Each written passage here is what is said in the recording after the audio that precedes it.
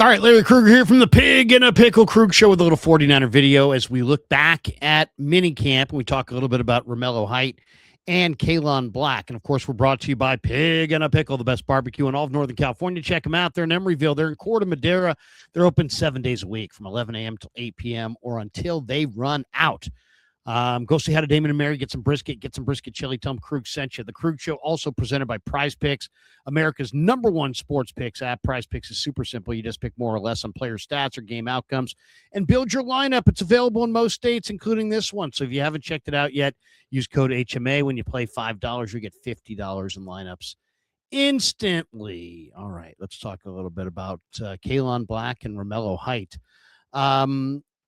Both interesting players, both look really good at the mini camp. What does it mean? It's funny, if you compliment 49er players, you're a homer, you're a Lombardi, you're this guy, you're that guy, whatever. If you don't like the player, oh, you're a hater, you don't like the Niners, and hell with you. So it's like, you're damned if you do, you're damned if you don't.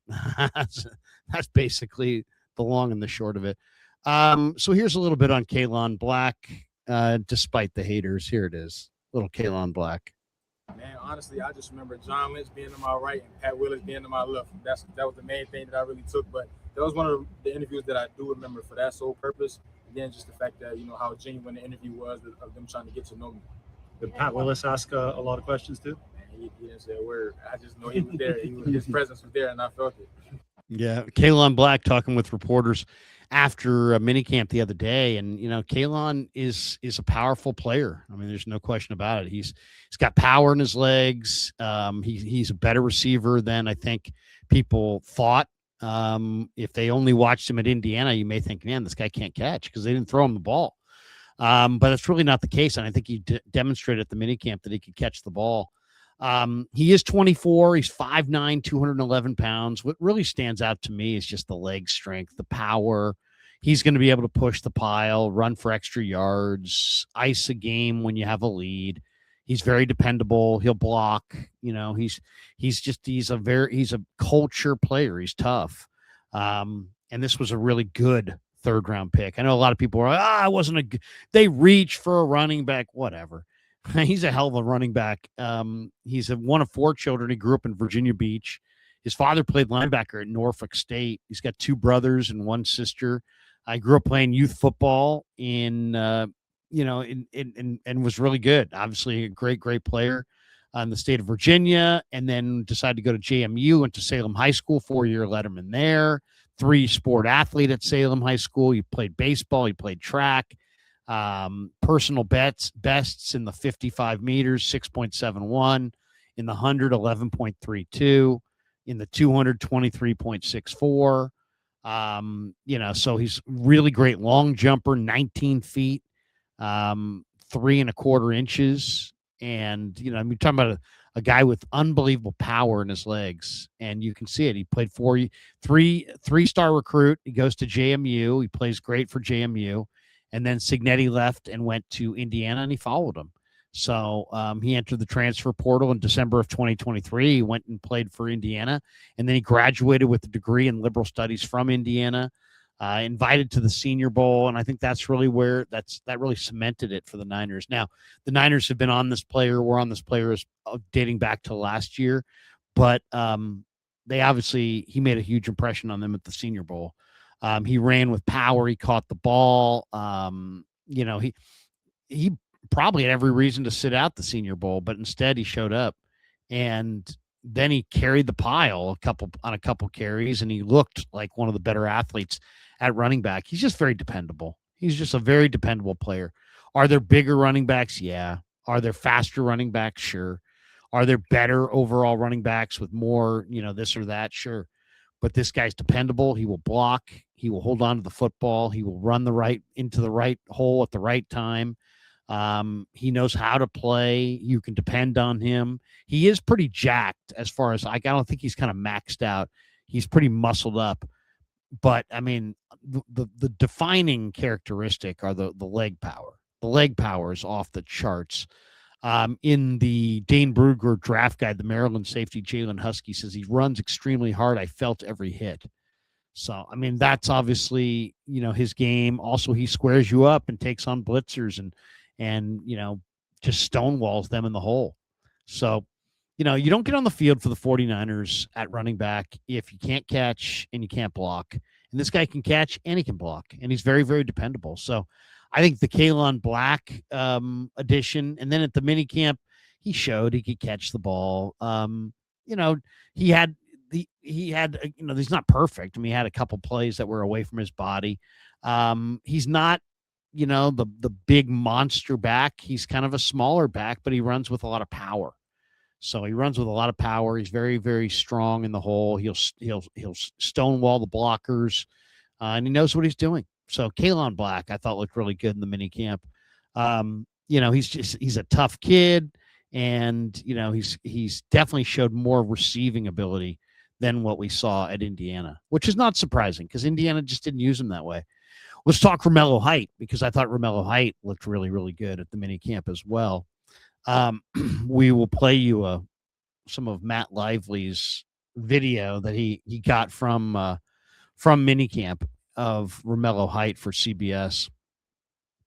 And here is a little bit of Romelo Height just being put through some paces. Now, as you can see, he almost looks like a track guy, but he's really, really lean, but his get off is fast, and the motor's off the charts. And he ran every drill. He kind of led the way in every drill. Just a really talented edge rusher who's probably going to be a specialty package guy. He's probably not going to be an every down guy. I don't think he's going to be a first and second down player, but I think he's going to be a very good player. And I think he's going to be a player that people are really going to love. I think people are really going to love what Romelo Height brings to the table, just because he's just such a powerful, explosive guy out of his stance. Really comes firing out of his stance, and he's just explosive. He's a short area explosive guy. Now he's not a first and second down player. I don't think he's going to play defensive end on first and second down. I think you're going to see him. He's a specialist. He's a third down specialist. I'm not that concerned. A lot of people are concerned because he was a six-year senior and he really only came of age at the end. But that's, to me, is okay. You see that all the time. You see guys that whatever, they're not in the right scheme. They don't have the right, whatever skill set.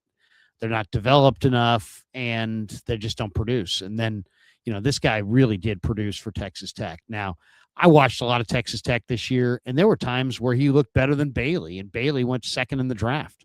So Romello, his father's a Marine. He trains. He's very, very serious. He had seven. He's one of seven siblings. Grew up in Dublin, Georgia. Loved football, but also played basketball and bass fishing growing up. Went to West Lawrence High School in Dexter, Georgia. Played 2 years there. Hybrid linebacker, defensive back, and then transferred to Dublin High School. Lettered in basketball as well at Dublin High School. 4-star recruit going into college. And, it's like this guy floated around. He had opportunities. He signed with Auburn. He was part of Gus Malzahn's final recruiting class. And then 2 years there with the Auburn Tigers. He transferred, entered the transfer portal in 22, went to SC, committed to Lincoln Riley, who had just gone there, and then missed most of 22 because of an injury. Then was a backup in 2023, and he enters the transfer portal again in January of 24.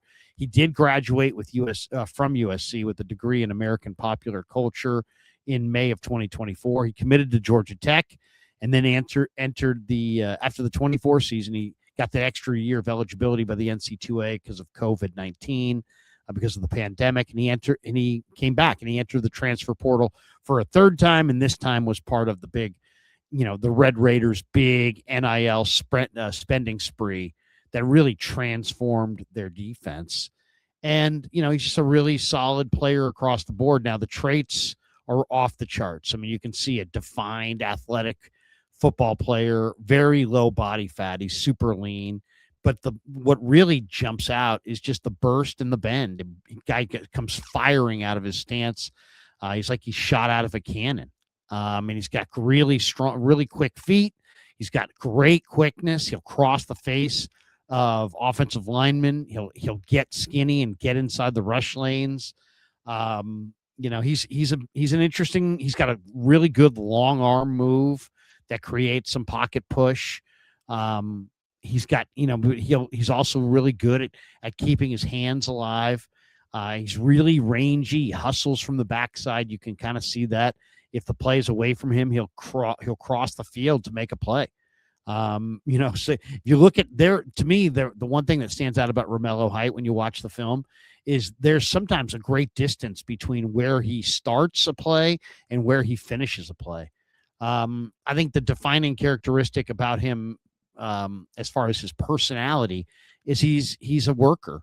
He's a high work ethic kid. He doesn't take downs off. He doesn't take plays off. He works hard and he keeps coming. He had a really productive final season there for the Red Raiders, set career highs across the board. Definitely, kind of high cut, so he's going to have to worry about keeping his legs free. He's got a wiry frame. He's got tremendous bend, tremendous burst. He doesn't have huge mass, though. He's not gonna, set the edge on first and second down and be that guy. Just not going to be that guy. I don't think he can anchor against the run. I mean, what's going to happen is if the 49ers have a lead, this guy's going to be incredibly valuable. He's going to pin his ears back and attack quarterbacks opposite Nick Bosa and be really, really good in that 5-man front. And Raheem Morris is going to love him. If the 49ers are behind in games and he's out there, they're going to run right at him. They're going to find out, if he's got some, lead in the pencil, as they say. Can he play the run? He also, he's not the best tackler I've ever seen. This guy is more of a hitter. He will hit you. He builds up great speed and he's a hitter, but he doesn't always wrap. And there's examples there all throughout his tape where he's there and he makes the play and he closes the space and it's looks really impressive, but he doesn't wrap. He doesn't wrap. And, that's okay if you're a forceful hitter. But man, in the NFL, you better, some of these guys, you better do more than hit them. You better wrap up and bring them to the ground. So he has had shoulder injuries in the past, and he had shoulder surgery after his season at Auburn in 2020. He redshirted that first season at Auburn because of the shoulder surgery. Right shoulder injury in September of 22 after arriving at USC, and that required season-ending surgery. So he was really good at Texas Tech. 2-year starter overall. He played that dog stand-up outside backer position in Wood's 4-2-5 scheme. But man, talk about a guy who benefited a ton from his 6th year in college. I mean, his year in Lubbock is the reason that he got drafted in the 3rd round. He played outside linebacker. Steelers, his position coach was hired recently by the Steelers. People that I've talked to said the Steelers really wanted him in the draft and were kind of crushed when the Niners got him. But 62 pressures, if you think about the duo of Bailey and Height, they were incredible. I mean, they formed a fantastic duo. And he had 62 pressures, Height did. 2nd in the Big 12 behind only Bailey, 7th overall in FBS. All right, let's jump into our Prize Picks lineup for today. Prize Picks is America's #1 sports picks app, and the reason I like it, it is simple. You're just picking more or less on player stats or even game outcomes, building your lineup, and you're in. No complicated stuff, just what you think is going to happen in the game. Use code HMA, play $5, and get $50 in lineups instantly. The link is in the description. All right, let's get into it and take a look at our lineup. We're going to go with some NFL futures. I thought, why not? Let's go with some NFL futures. So we're going to go a 4-pick power play, $5 to win 50. Puka Nacua has to have less than 8 receiving touchdowns. Myles Garrett has to have more than 14 sacks. Ashton Genty more than 950.5 rush yards. And Derrick Henry less than 1,274.5 rush yards. If we go 4 for 4, our 4-pick power play will pay us $50. Love Prize Picks. Check them out. Thanks to Prize Picks for being a proud sponsor of the Krug Show. So, if you look at the guy at first glance, you go, man, he's too small. He's too lean. He's too linear. He's not going to stand up against the run, but he's not really a run player. He's a specialist. He's a 3rd down, hunt the quarterback, burn the edge come firing out of your stance and get upfield. And in the wide 9, I think, with some 5-man fronts, we'll see how Raheem wants to utilize him. I think he could be really good. He could be a very, very useful player for the 49ers. So, is he going to play the run? Not going to play the run. He'll try, but he's not a run guy. But what he has is just an awesome first step, amazing feet, really, really active hands, and he's going to be an outstanding sub-package player. When you're looking for that speed rusher on third down opposite Nick Bosa, this is the guy. This guy's going to burn the edge. You got to have a little speed to scare anybody, and this guy definitely has that speed. So there you go. I thought Romelo Height, he showed great, what did he show at the minicamp? Great get off and also a ton of confidence. And, Chris Kasarik was very impressed. You could see there were several times, Romelo Height got out of his stance and got up the field, and Chris was impressed by what he saw. So, the reason I have total confidence in the Height pick is just that Chris Kasarik is a Texas Tech fan. He watches Texas Tech. He's very familiar with this kid. Believe me, if this kid was not the right prospect, somebody on that coaching staff would have said, Chris, steer clear of this kid. Instead, the Niners targeted him, brought him in for a pre-draft top 30 visit, and ultimately get him in the draft. And now we're going to see him off the edge opposite Nick Bosa. And it should be interesting to see how Raheem Morris utilizes him. The burst, the bend, and the motor are unbelievable traits. Yeah, is he ever going to be a great run defender? Probably not. But the burst, the bend, the get off, really, really special. And there were times when if you watched Texas Tech, you would swear that Height was the better of the two rushers, and Bailey went with the second pick in the draft. So very productive final season for Romelo Height there in Lubbock. All right, that is a wrap. Thanks to Pig and a Pickle for being the title sponsor of the Krug Show. Thanks to our friends at Prize Picks for sponsoring the Krug Show as well. Also, we should throw in thank you to Novato Chevrolet. Go see David Corral, family owned for over 50 years, friendly staff to meet all of your expectations. Bay Area's EV headquarters.